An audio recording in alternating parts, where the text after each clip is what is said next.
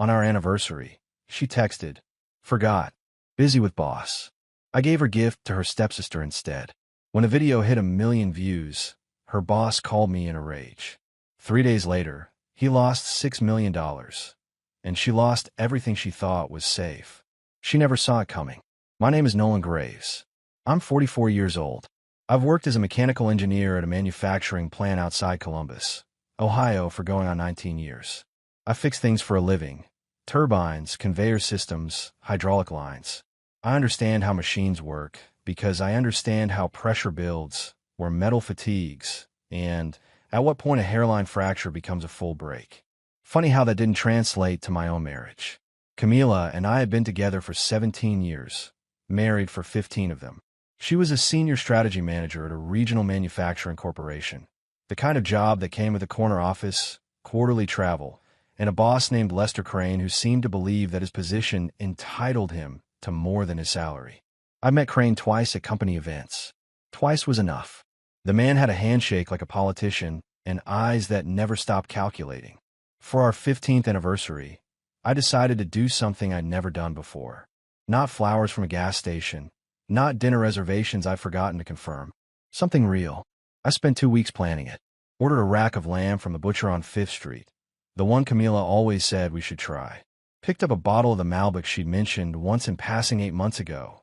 Yeah, I wrote it down. Set the dining room table like I'd seen her do for guests we had over years ago, right down to the folded cloth napkins and the tapered candles in the brass holders her mother left her. By 6:30, the food was ready and the candles were lit. By 7, the food was getting cold. At 7:18, my phone buzzed on the counter. I picked it up expecting traffic, expecting some apology, wrapped in excuses. What I got was 4 words and a period. Forgot. Busy with boss. No follow-up. No sorry. No ETA. Just that. Flat and final as a door slamming shut in an empty hallway. I stood there for a moment with the phone in my hand, looking at the table I'd set like I actually thought it would matter. The candles were still going. The lamb was still warm. And something inside me went very, very quiet. I didn't blow up. Didn't throw anything. Didn't call her back and say things I couldn't take back. I just set the phone down, walked to the counter, picked up the small wrap box I'd spent a week tracking down, a vintage locket with a hand-engraved compass rose, the kind of thing she once said she'd always wanted, and I walked out of my truck. 20 minutes later, I was standing on Hazel Drummond's porch. Hazel was Camila's stepsister, 39 years old, lived alone in a small craftsman house on the east side of town. She opened the door in paint-stained jeans and reading glasses, holding a mug like she'd just been interrupted mid-sentence. She blinked at me once, then again. "Nolan." Her voice carried the kind of concern that doesn't perform itself. "Is everything okay?" I held out the box. "She's busy," I said. "You're not." Hazel looked at the box, then at me. She didn't pry. Didn't ask the dozen questions I could see behind her eyes. She just reached out slowly and took it, holding it with both hands like it was something fragile. "You sure about this?" she asked quietly. "Gift doesn't mean anything sitting on a counter," I replied. She nodded once, and something in her expression shifted. Not pity, something older and steadier than that. "Thank you, Nolan. I mean it." I turned to leave. She called after me from the doorway, voice low but clear. I hope she knows what she just walked away from. I didn't answer. I got in the truck and drove home to a table still set for 2, candles burned halfway down, and a silence that had stopped feeling like absence and started feeling like an answer. She came home at 1:53 in the morning. I heard the door, her heels, the coat coming off. She didn't glance into the dining room, didn't say my name, just moved through the dark house like a woman who'd long since stopped wondering if anyone was waiting. I lay on my side of the bed and stared at the ceiling, and I started counting. Not the years, the patterns. I didn't sleep much that night.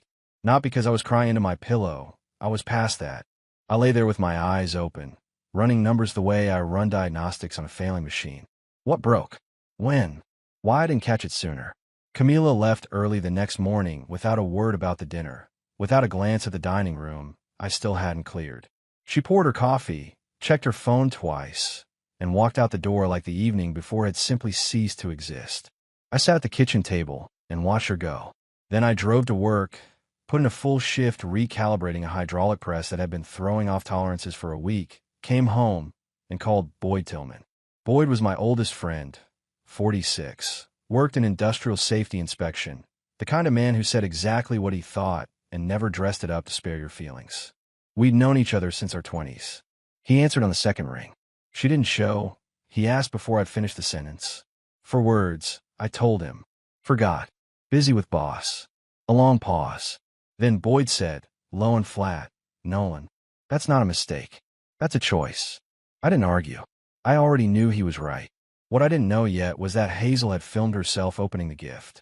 She texted me the next morning. Just a heads up, nothing dramatic. Said she'd recorded a little clip for herself, something personal, and had accidentally shared it to her public profile instead of a private story. She offered to take it down. I told her to leave it. At that point, it had maybe 200 views. I figured it would fizzle out by afternoon. It didn't fizzle. By noon, it had crossed 40,000. By the time I got home from work, my phone had a notification from Boyd. Brother, you need to look at this. I sat down at the kitchen table and watched the clip for the first time. Hazel was on her couch in the same flannel she'd been wearing the night before, the wrapped box in her lap. Her voice was steady but soft, the way it gets when something genuinely catches her off guard. This was meant for my stepsister, she said, looking straight into the camera. It's her anniversary today. Her husband brought it to me instead.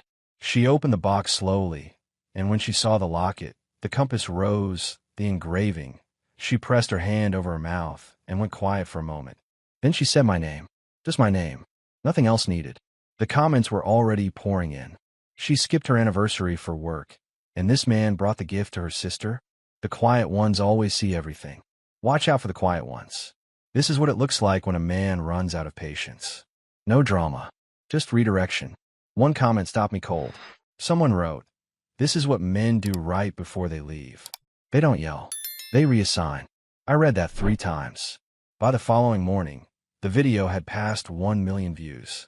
It got picked up by a men's lifestyle podcast, stitched into reaction videos, quoted in Twitter threads about emotional neglect.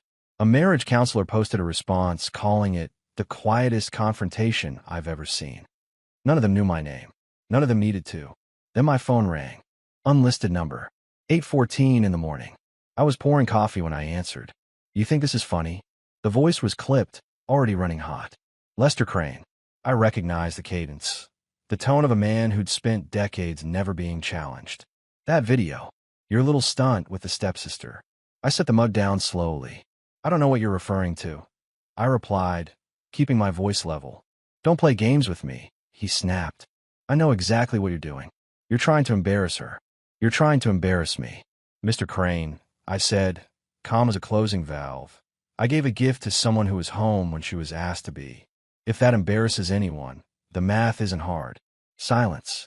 The kind that crackles with something a man can't quite swallow. You have no idea what you started, he said finally. Maybe not, I answered, but I have a feeling you're about to show me. He hung up. I stood in my kitchen for a moment, processing what had just happened. He called me, not to explain, not to apologize on Camila's behalf, to warn me off. That told me everything I needed to know about what those late meetings actually were. That evening, I drove to Boyd's place, sat at his kitchen table with 2 beers and the hotel receipt I'd found in Camila's jacket pocket 4 months earlier. A charge I hadn't confronted her about, because I'd been trying to believe there was an innocent explanation. Boyd looked at it for a long time. San Diego, he said. March. She told you that was the regional vendor summit. She did. I confirmed. He slid it back across the table. And before Crane, was there anyone else you know of? Anyone before him? I thought about it. About a name I'd seen flash across her phone screen 18 months ago. A number she'd saved under an initial. The trip to Portland she'd taken, with a colleague from legal, that her company had no record of when I checked the travel portal 2 weeks later. Yeah, I said quietly. I think Crane's not the first. Boyd leaned back and looked at me the way men look at each other when there's nothing left to soften. Then we build a full picture, he said, and we do it right. I nodded. The machine had been failing longer than I thought. Time to find every fracture point. There's a particular kind of loneliness in a house where 2 people are still going through the motions. You pass each other in the hallway. You share a bathroom. You sleep on opposite sides of a bed like two countries that stopped negotiating. And all the while, something is quietly dying in the space between you, and only one of you knows it. Camila came home that Tuesday like nothing had shifted. Asked if I picked up dry cleaning. Mentioned she had an early call Wednesday. Poured herself a glass of water and went upstairs. I sat in the kitchen and thought about what Boyd had said. Build a full picture, do it right. So I started doing exactly that. I've been a mechanical engineer long enough to know that a failing system always leaves evidence. Stress marks. We're patterns. Residue. You just have to know where to look. I started in the obvious place, our joint account statements. 3 years back, then forward. Most of it was routine. Groceries, utilities, the mortgage, her gym membership. But there were transfers. Small ones, irregular, always to an account I didn't recognize. Not enough to raise an alarm on their own.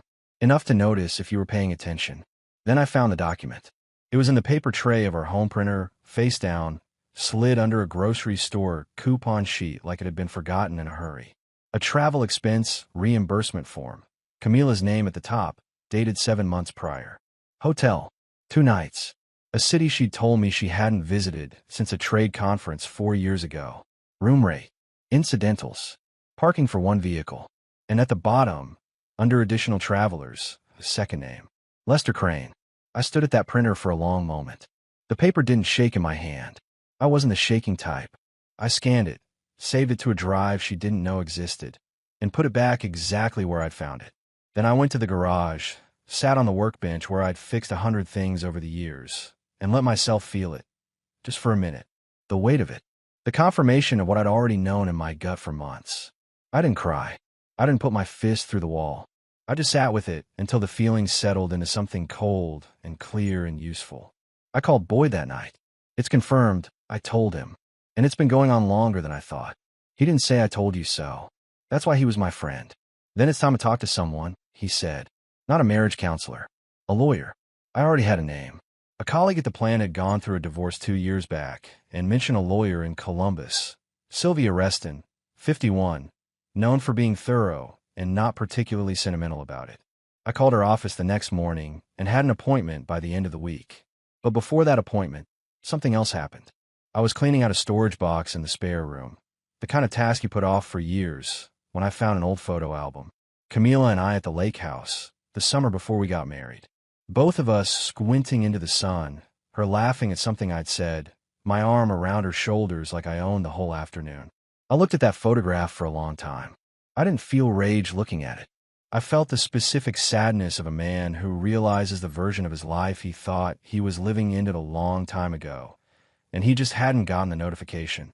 I closed the album, put it back in a box, and drove to Sylvia Reston's office on a Thursday afternoon. She was exactly what I'd hoped for. Compact, precise, the kind of woman who got to the point without warming up to it. She looked at the documents I brought, the expense form, the account transfers, the hotel booking confirmation I'd pulled from a shared email thread Camila had forgotten to delete, and she organized them on her desk without changing her expression. You've done good preliminary work, Sylvia said, tapping the edge of the stack. This is a foundation. We build on it. She explained what the next steps looked like. Ohio was an equitable distribution state. Camila's income was significantly higher than mine, which worked in my favor depending on how assets were structured. The financial transfers would need forensic review. The expense forms were potentially actionable, depending on what Crane's company policy looked like. She's going to push for a share of your pension and your retirement accounts, Sylvia added, leveling her gaze at me. Be ready for that. I nodded once. I'd expected it. Walking out of that office, I felt something I hadn't felt in weeks. Not relief exactly. More like the sensation of a bearing finally seated correctly. Everything clicking into alignment. The plan was real now. It had weight and direction. I drove home, made dinner, and set 1 plate on the table. Camila came in at 7:40. Saw the single plate. Looked at me. Weren't you going to make enough for both of us? I picked up my fork and answered without looking up. I didn't know if you'd remember to come home. The silence that followed was longer than any argument we'd ever had.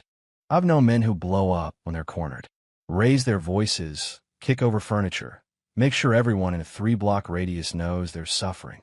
I've never been built that way. When pressure builds in me, it doesn't explode, it compresses. Gets denser. More precise. Camila had never quite understood that about me, which turned out to be her single biggest miscalculation. 2 days after I met with Sylvia, I got a call from a number I recognized. One of Camila's friends from her book club, a woman named Patricia, who'd always been perfectly pleasant in the manufactured way of people who never say what they actually think. She opened with small talk, then got to the point. Nolan, I'm just calling because Camila is really struggling right now, and I think if the two of you could just sit down together. Patricia, I cut in gently. I appreciate you calling. I really do. But this isn't something that gets resolved over a sit-down. A pause. She says you've been cold, distant, that you're not communicating. I let that land, then replied evenly. Camila had a full dinner waiting for her on our 15th anniversary. She texted me 4 words and didn't come home until 2 in the morning. I think the communication issues are fairly well documented. Another pause, longer. Then she said she hoped I'd think about it. And we hung up. That was the first. By the end of the week, there had been 3 more. Her college roommate, a neighbor named Dave who I'd always liked less than I let on, and her cousin from Dayton who'd never once called me in 15 years of marriage. Camila had assembled a delegation.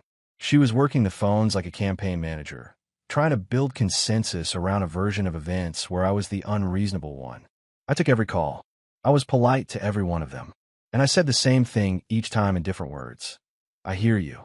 This isn't changing. What none of them knew, what Camila herself didn't know yet, was that I'd already filed. But before the filing became real, something else needed to happen first. I'd gotten word through Boyd, who'd heard it from a contact at Camila's company, that Crane had taken to calling the whole situation a misunderstanding amplified by social media. He was managing his own reputation now, which meant he was nervous. Nervous men get careless, and careless men go to lunch. Boyd confirmed it on a Wednesday morning. Crane's got a regular table at Meridian Grill. Thursdays, noon, usually takes a direct report. This Thursday, it's Camila. I thought about it for exactly 40 seconds. Then I told Boyd I'd handle it. Meridian Grill was the kind of restaurant that wanted you to know it was expensive without saying so directly. Darkwood, leather booths, waitstaff who introduced themselves. I arrived at 11:55 and asked for a table near the back. Not hiding. Positioned. They came in at 12:10. Crane in a charcoal suit. Camila in the navy blazer she wore when she wanted to look authoritative. They were mid-conversation when they spotted me. Crane saw me first. His stride broke, just slightly, but I caught it. I waited until they were seated 2 tables over. Let them order. Let the water get poured and the menus get handed back. Then I stood, walked over, and pulled out the empty chair at their table without being invited. Camila's face went rigid. Nolan, what are you? I won't be long, I said, settling into the chair and addressing Crane directly. I want to give you the chance to look me in the eye and tell me that those San Diego travel receipts, the ones with both your names on them, represent a purely professional relationship. The table went very still. A couple 2 seats away glanced over. A waiter froze mid-approach. Crane's jaw tightened. This isn't the place. You called my house at 8 in the morning to warn me off, I replied, keeping my voice conversational. I'd say you made the choice about what's appropriate. I turned to Camila. 15 years. I deserved better than 4 words and a cold dinner. She opened her mouth. Nothing came out. I stood, buttoned my jacket, and looked at Crane one last time. Your compliance department received an anonymous submission yesterday. I'd recommend you consult your legal team before the end of business today. Then I walked out into the afternoon light, got in my truck, and drove back to work. I had a hydraulic press to recalibrate. The machine needed attention. So did I. The compliance submission landed on Monday. By Wednesday, I could feel the aftershock from 20 miles away. Boyd called me at noon while I was running a torque analysis on a press that had been misfiring for 3 days. He'd heard through a contact at Camila's company, someone in the administrative pool who talked more than she should, that the HR director had called an unscheduled meeting with department heads. Internal review. Sensitive matter. No further details. I set down my wrench and listened. They're moving fast, Boyd said, which means whoever received that submission took it seriously. Good, I replied. There's something else. He paused. Crane made a call this morning. To your plant manager. I went still. Fletcher said you'd been acting erratically, that you were harassing company employees. Wanted to flag it as a professional concern. I absorbed that for a moment. Crane was reaching outside his lane, applying pressure where he thought I might be vulnerable. It was the move of a man who felt the floor shifting under him and was grabbing at anything solid. What did Fletcher say? Boyd almost smiled. I could hear it. Told him he didn't take personnel calls from people outside the organization and suggested he consult his own HR department. I exhaled slowly.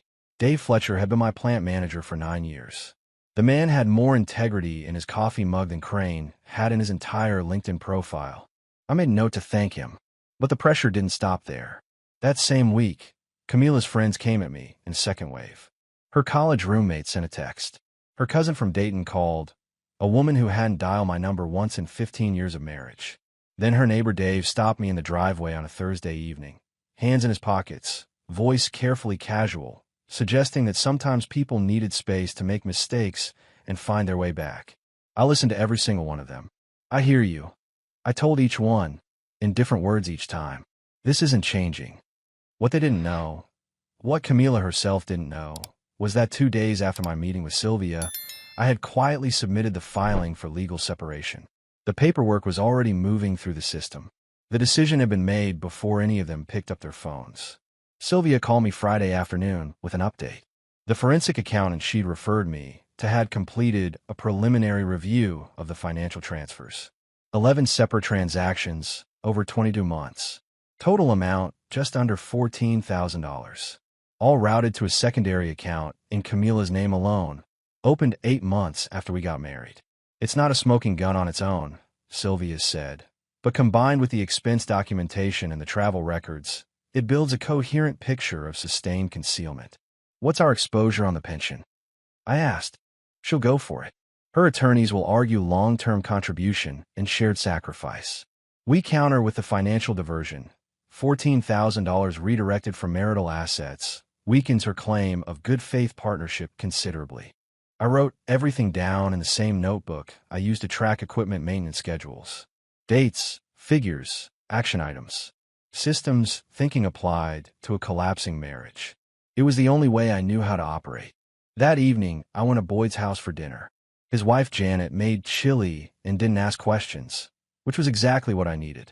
I sat at their kitchen table and felt, for the first time in weeks, like a human being instead of a case file. You holding up? Boyd asked, once Janet had stepped out. Yeah, I said, and I meant it. Not because things were good, because I was clear. There's a difference between a man who's fine and a man who knows exactly where he stands. I was the second one. Walking to my truck that night, I stopped on their front porch for a moment and looked at the neighborhood. Porch lights on, a dog barking 2 houses down, somebody's sprinkler clicking through its cycle. The ordinary world, still going. I'd be part of it again. A different part, but still. I drove home, checked my email, and found one from Sylvia marked urgent. The forensic review had flagged something additional. A life insurance policy, taken out in Camila's name 18 months ago, that listed a beneficiary I didn't recognize. Not a family member. Not me. I read it twice. Then I picked up my phone and called Sylvia back. Add it to the file, I said. The thing about the internet is that it doesn't forget. It archives, reposts, stitches, and duplicates. You can't stuff 1 million views back into a bottle. By the time Camila figured out that the video wasn't going away, it had already passed 2 million. A men's podcast had dedicated a 20-minute segment to it. A therapist in Denver had turned it into a YouTube explainer with the title, What It Looks Like When a Man Is Done. That one alone had 400,000 views. And then Camila did what people do when they can't control a narrative. She tried to hire someone to control it for her. Boyd found out through the same administrative contact. Camila had engaged a crisis communications consultant, a freelancer who specialized in what the industry politely called reputation rehabilitation. The strategy, as Boyd described it, was straightforward. Position Camila as the misunderstood victim of a passive-aggressive husband. Reframe the video as a manipulation tactic and generate sympathetic countercontent through anonymous channels. I read the summary Boyd sent me and almost laughed. The consultant apparently had no idea what Camila had actually done. He was working from her version of events, which, by her telling, involved a stressed professional who forgot one dinner and whose husband responded by orchestrating a viral public humiliation. No mention of Crane. No mention of San Diego. No mention of $14,000 quietly moved out of a joint account. I didn't release any of that publicly. I didn't need to. The filing was already in. The evidence was already with Sylvia. The compliance submission was already under review. The story the consultant was trying to spin had a foundation of sand. Then Hazel called me on a Tuesday evening, her voice careful and quiet. "Nolan, I need to tell you something. Camila called me this afternoon." I sat down. "What did she say?" Hazel exhaled. "She said if I didn't take the video down, even though it's already been shared 10,000 times and taking it down would accomplish nothing, she was going to tell your mother things about our family that aren't true. Old things. Things about why our parents' marriage ended." A pause. "She knows I've always been protective of that." Something hardened in me. Not rage. Something colder and more deliberate. "Hazel," I said steadily, "did you record that call?" A brief silence. "I did. I always record calls I think might go sideways." "Send me the audio." She did, within minutes. I forwarded it to Sylvia with a single line. "Attempted coercion of a witness. Please advise." Sylvia's response came back inside 20 minutes. "This is now part of the file. Do not respond to Camila about this. Let me handle it." I put the phone down and sat in the quiet of the house for a while. The house that still had her things in it. Her reading glasses on the nightstand. Her half-empty bottle of lotion by the sink. The particular presence of someone who didn't know yet that the walls had already shifted around them. The PR consultant's first move came 3 days later. A carefully anonymous Reddit post that painted a portrait of an emotionally withholding husband who weaponized a family gift to humiliate his wife publicly. It was well written. Plausible, if you didn't know better. It got a few hundred upvotes before the comment section dismantled it line by line. Then someone who'd seen the original video replied with a screenshot of Camila's work calendar, publicly visible through a corporate event listing, showing a dinner reservation at a restaurant across town on the night of our anniversary. Stamped 7:45 p.m. 2 guests. The thread exploded. Camila deleted her LinkedIn within the hour. The consultant, apparently, stopped returning her calls. I only posted one thing throughout all of it. A single comment under the original video, quiet and final. "Respect isn't demanded. It's demonstrated." She demonstrated hers. So did someone else. No name. No explanation. Just that. The comment rose to the top without any help from me. And somewhere in a conference room I'd never see, the first meeting about Lester Crane's conduct was already being scheduled. There's a kind of night that comes when everything is in motion, but nothing has landed yet. The papers are filed, the evidence is archived, the lawyer is working, and you're just a man sitting in a house that used to mean something, waiting for the next domino to fall. That week was full of those nights. Boyd came over on a Wednesday. We sat in the garage with the door open, 2 beers, the sound of the neighborhood settling into dark. He didn't push me to talk. That was the thing about Boyd.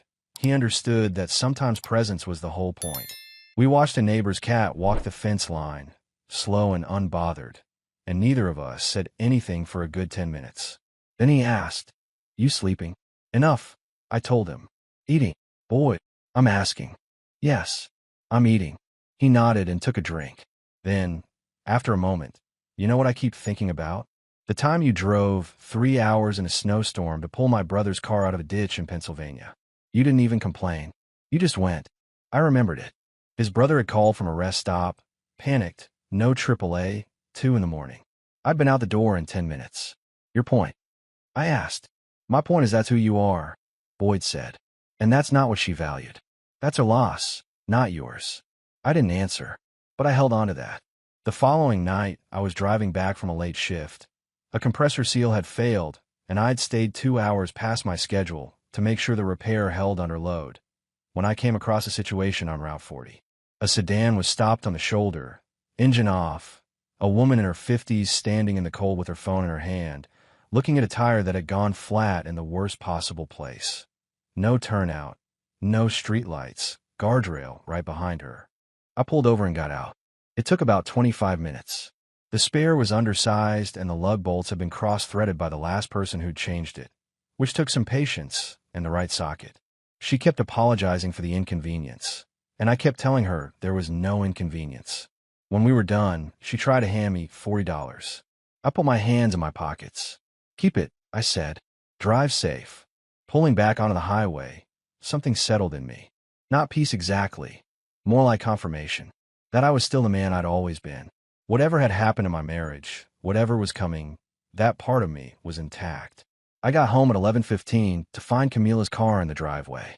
She was in the kitchen, still in her work clothes, sitting at the table with a glass of wine she hadn't touched. She looked up when I came in. "Sylvia Reston sent paperwork to my attorney today," she said. Her voice was controlled. "Just barely." "That's how it works," I replied, setting my keys on the counter. "You've been planning this for weeks." Not a question. Her eyes were searching me for something. Anger, maybe, or guilt. Something she could work with.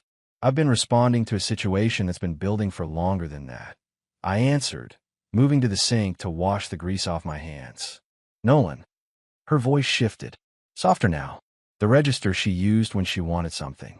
"We don't have to do this." I dried my hands, turned around, and looked at her directly. "Camila, I found the expense form. I know about San Diego. I know it wasn't the first time, and I know Crane isn't the only name in this story." I held her gaze. "You had every opportunity to tell me the truth. You chose silence. I chose a lawyer." She looked down at the wine glass. Her jaw was tight. "The house," she started. "Sylvia's handling the house," I said, "along with the $14,000. And the insurance policy with the beneficiary I don't recognize." The color left her face. I picked up my keys. "I'm staying at Boyd's tonight. I'll have the rest of my things out by the weekend." I walked out. No slamming doors, no final speeches. Just the quiet click of a latch that had been holding for a long time and finally let go. Sylvia Reston had a saying she used with clients in their first meeting that I didn't fully appreciate until I was sitting across from her in week 4. "Divorce isn't a conversation. It's a construction project. Build it right, or it falls on you." She'd build it right. The forensic accountant's full report landed on a Friday. 26 months of financial activity, cross-referenced against travel records, expense submissions, and the secondary account Camila had been using as a private buffer. The total diverted from marital assets came to just under $19,000 once the full scope was mapped. The initial estimate of 14 had been conservative. Sylvia walked me through it at her office, organized in tabs the way I organized maintenance logs. "Her attorneys are pushing 2 arguments," she told me, tapping the first tab. "First, that your pension and plant retirement account represent shared marital sacrifice, and she's entitled to equitable distribution. Second, that your retirement benefits and plant assets accumulated during the marriage qualify for partial claim." "She has nothing to do with my work," I said. "Her attorneys will argue she provided household stability that enabled your career growth." Sylvia's expression was dry. "It's a standard position. We counter with the financial diversion. 19,000 in redirected marital funds significantly undercuts the good faith partnership argument. We also submit documentation showing your plant's seniority and advancement predate the marriage by 4 years." She moved to the next tab. "The insurance policy. The beneficiary is a man named D. Vargas. We've identified him through property records. He corresponds to the initials you mentioned, DV. He appears in the Portland hotel booking as well." I sat with that for a moment. 2 men, 2 years of parallel deception. All while I came home, fixed machines, paid the mortgage, and convinced myself I was reading things wrong. "What's the recommendation?" I asked. "We file for divorce on grounds of adultery. Ohio allows it, and with the documentation we have, it's supportable. Adultery as grounds limits her claims on retirement assets and significantly weakens the marital contribution argument." Sylvia leaned forward slightly. "She's also going to face separate professional consequences. The coercion attempt against Hazel Drummond is on record. Her employer received a copy of the compliance report. Whatever happens there happens independent of our case, but it won't help her position." I nodded. Then I asked the question that had been sitting in the back of my mind for 2 weeks. "The house, what's realistic? You built the down payment from your savings before the marriage. We have documentation. She contributed to the mortgage over 15 years, which the court will weigh. Most likely outcome is a buyout or for sale with an equitable split, adjusted for the financial misconduct." She paused. "It won't be a clean win on the house, but everything else, we're in strong shape." I thanked her, shook her hand, and walked out into a gray Tuesday afternoon. Moving the last of my things from the house that weekend, I worked methodically. Tools from the garage, files from the den, the few pieces of furniture that had been mine before the marriage. I left everything else. The kitchen table where I'd eaten 1,000 dinners. The bookshelf she'd picked out. The brass candle holders her mother had left her, still on the dining room sideboard, and used since the night I'd walked out with the anniversary gift. Boyd helped me load the truck. We didn't talk much, just worked. On the last trip out, I paused in the doorway of the living room, looked at the room that had been the center of a life I thought I was living. Somewhere in a storage box in the truck was the photo album from the lake house, the summer before we got married. I decided to keep it, not out of sentiment, because it was part of my history, and I wasn't in the business of erasing things that had actually happened. I closed the door behind me and got in the truck. The house sat quiet in the rearview mirror as we drove away. I've spent 19 years working with systems that have tolerance thresholds. Push a component past its limit and it doesn't negotiate. It fails. The only question is whether the failure is controlled or catastrophic. What happened to Lester Crane was neither gradual nor dignified. It was a controlled demolition, and the people holding the charges had been patient a very long time. Boyd called me on a Tuesday afternoon while I was running a calibration check on a new press assembly. He didn't open with small talk. "The board meeting happened this morning," he said. 4 hours, closed session. Carol got word out through the administrative chain. I set down my clipboard, and Crane walked in with a lawyer. Walked out without a job. I absorbed that. The expense documentation. All of it. Flight records, hotel invoices, the duplicate reimbursements. And apparently the texts his assistant printed off the company server before he could wipe them. Boyd paused. Carol said the board chair read some of them out loud. The room went completely silent. I thought about Camila sitting in that room. Whether she'd been called in. Whether she'd watched the man she'd redirected $14,000 toward get disassembled in front of a conference table full of people who'd been waiting for exactly this. What about his severance? I asked. That's the part, Boyd said, and I could hear the satisfaction he was keeping carefully controlled. His contract had a conduct clause. Ethics violations, abuse of position, conduct bringing reputational harm to the firm. Any termination under those conditions forfeit severance, stock options, and deferred compensation. A beat. He walked out with nothing. Not a dollar. I didn't gloat. I just nodded at the phone like Boyd could see it. How much was he forfeiting? Best estimate Carol heard floating around? Somewhere north of $6 million. $6 million. The price of arrogance and the assumption that no one was watching. He tried to retaliate. Boyd continued. Filed a defamation claim against the company the same afternoon. Their legal team responded in writing within 2 hours. For words, try us. We dare you. He withdrew it the next morning. I thanked Boyd, ended the call, and went back to work. The press needed attention. The machine didn't care about Crane's severance package, and neither did my shift schedule. But that evening, sitting in Boyd's spare room where I'd been staying since I left the house, I let myself acknowledge what had happened. Not with celebration, with the quiet recognition of a man who had done exactly what he set out to do and watched it land exactly where it was meant to. Then Camila called. I answered. I don't fully know why. Maybe because I thought she deserved one final conversation. I heard about Lester, she said. Her voice was hollow, scraped clean. I heard too, I replied. A long silence. Then, was any of it designed to do this? The video, the compliance submission, was this all calculated from the beginning? I thought about that honestly. The video was Hazel's. I didn't plan it. The compliance submission, I filed that because I had documentation and he called my house to threaten me. The rest of it happened because things tend to fall apart when the foundation is rotten. I paused.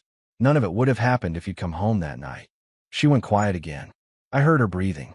I keep thinking about the candles, she said finally. You left them burning. I did, I confirmed. I didn't even look at the dining room when I came in. I know. Another silence, longer than the others. Then she said, I'm sorry, Nolan. I know that's not enough. I know it's too late. But I'm sorry. I held the phone for a moment. I believe you, I said. It doesn't change anything. But I believe you. I ended the call and set the phone down on the nightstand. Outside, Boyd's neighborhood was quiet. A dog barked once somewhere down the street. A car passed, the world going about its ordinary business. I opened my laptop and checked the original video one final time. Just over 4 million views. The comments had settled into the kind of steady stream that meant the clip had found its permanent place in the internet's long memory. I scrolled through for a minute, strangers who would never know my name. Parsing a moment of quiet decision, they turned into something larger than I'd ever intended. I posted one final comment under the video. No announcement, no explanation. Some things you don't fix. You just learn to build better on cleaner ground. Then I closed the laptop and got some sleep. First solid night in weeks. The divorce was finalized on a Wednesday in early November, 4 months after I'd walked out of Meridian Grill and told Lester Crane his afternoon was about to get complicated. Sylvia had built the case the way she'd promised, methodically, without sentiment, and with enough documentation to make Camila's attorneys negotiate rather than litigate. In the end, Camila dropped her claim on my pension in exchange for a clean split on the house sale proceeds. The $19,000 in diverted marital assets was acknowledged in the settlement agreement and offset against her share of the retirement accounts. She got nothing from my plant benefits. She got a portion of the house equity, minus a documented adjustment for financial misconduct. It was equitable in the technical sense, and it was over. I shook Sylvia's hand outside the courthouse. She was already checking her phone for the next case. "You did good work," she said, not looking up. "Don't come back." I laughed. The first genuine one in a while. That's the plan. Camila had been placed on administrative leave from her company 3 weeks after Crane's termination. The internal review had expanded to include her expense submissions, which had been authorized by Crane and flagged in the same audit. She resigned before the formal conclusion. Last I heard from Boyd, she was consulting independently and living in an apartment across town. We had no contact. That was the arrangement, and it worked for both of us. Crane's defamation filing had gone nowhere, as expected. His LinkedIn remained deactivated. His name appeared briefly in a regional business journal's roundup of executive departures, described only as departed following an internal review. One quiet paragraph. No crown, no eulogy. Hazel, for her part, had received something she hadn't expected. About 6 weeks after the video peaked, a letter arrived from a nonprofit, an education and community foundation that had been watching how she handled the attention. Not with performance, not with leverage, just with grace under circumstances that would have broken a lot of people. They'd invited her to become an ambassador for a quiet integrity campaign they were building. She called me to ask if I thought she should do it. "You be doing it because it fits who you are," I told her. "That's the only reason you ever need." She took the role. I helped her prepare, made sure she had support without spotlight. She didn't want cameras or press, just a chance to be useful. That was Hazel. It always had been. I moved into a rental on the east side of Columbus in November, a 2-bedroom Craftsman with a detached garage that needed work. The garage alone was worth the rent. I spent the first weekend getting it organized, tools on the pegboard, the workbench level and clean. The kind of satisfaction you can only get from putting a space in order with your own hands. Boyd came over that Sunday with his truck and a load of firewood I hadn't asked for. "For winter," he said, stacking it against the sidewall. "I have a gas furnace." "And now you have a fire pit option too," he replied, unmoved. We built a fire in the backyard that evening, the two of us and Janet, and sat out there until the cold made it impractical. I looked at the yard, overgrown, patchy, a blank canvas, and thought about what I'd do with it come spring. New ground, literally and otherwise. I was still the same man who'd set that table, who'd lit those candles, who'd driven to Hazel's door at night with a gift that deserved better than a cold counter. That man hadn't gone anywhere. He'd just stopped putting his work into a place that wasn't built to hold it. 14 months later, I ran into Hazel at a coffee shop near a neighborhood. She was carrying a tote bag from the foundation, looked lighter than she had in years. We talked for 20 minutes, about her work, about the campaign's second phase, about nothing in particular. When she got up to leave, she paused. "You doing okay?" she asked. "Better than okay," I told her honestly. She nodded once, smiled the way she always did, without theater, and walked out into the afternoon. I finished my coffee and sat there for a while, watching the street. People moving through their ordinary days. The sun on the glass. The particular quiet of a man who no longer had anything to prove to anyone. That was enough. And it was exactly what I'd earned.